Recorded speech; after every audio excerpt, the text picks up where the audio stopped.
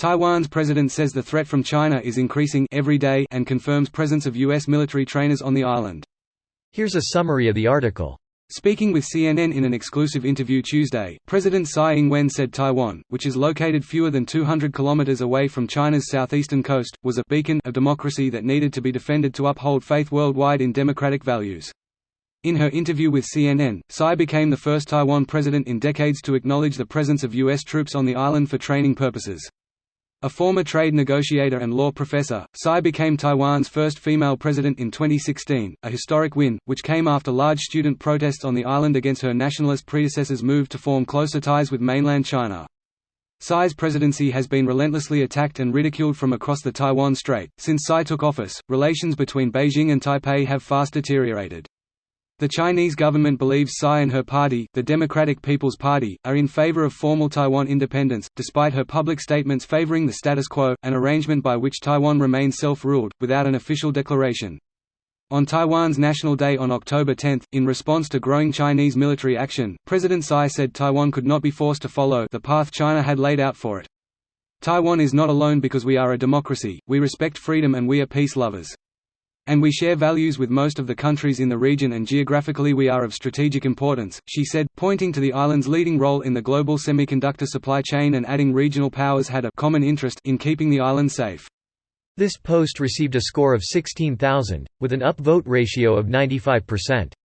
Here are the top comments in response to this article. Cool, I was worried we wouldn't see WWII in my lifetime. Just millennial things. What goes better with a couple of appetizers of Afghan war, and multiple economic recessions than an entree of WW3? Wait till you see dessert. Heard it's climate change fried apocalypse. The people running the country for the last 30 years are demented and we should probably defile their corpses when they die out in 10 to 20 years. They've just piled crisis upon crisis on us and the world. Desert will be baked Alaska. To reduce tensions, tell China the trainers were the ones who trained the Afghan National Army. You can't teach bravery. Or conviction for a cause. I think they just didn't give a shit. Partly they didn't even understand what was going on, their lives didn't and have never worked the way the West expected. The type of politics pushed by the West is antithetical to the way that part of the world worked. I'd say it was a failure of the outside forces to truly understand the landscape they were working in and instead just assuming everywhere is the same. Only about 30 U.S. troops on the island, but this could get scaled up to retrain the Taiwanese army. Sounds like an initial or secondary group of analysts there to identify opportunities, establish contacts, and set priorities.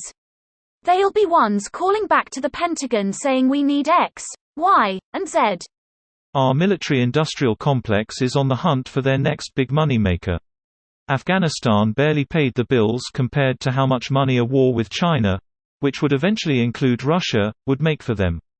Can't make money if global thermonuclear war.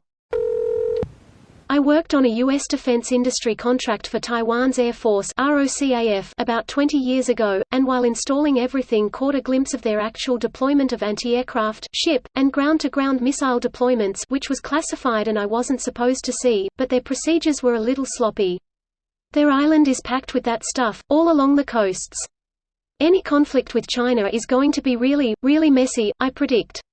How did they just let you see that stuff? Man. We literally released the locations of U.S. nuclear assets on Quizlet last year. All it takes is one moron with a clearance. They don't even have to be malicious. You're not even joking, are you? Sweet Jesus, that is some next-level incompetence. For those who think that the Taiwanese president was merely trying to drum up the threat of China invading the island, please note that she is looking to renew his term next year, and although it should be a formality, it has always been Tsai's goal to recover Taiwan to mark his legacy and go down in history on par with Mao. She is not just an idealistic ruler, he is someone who would deliver, especially when it concerns his legacy.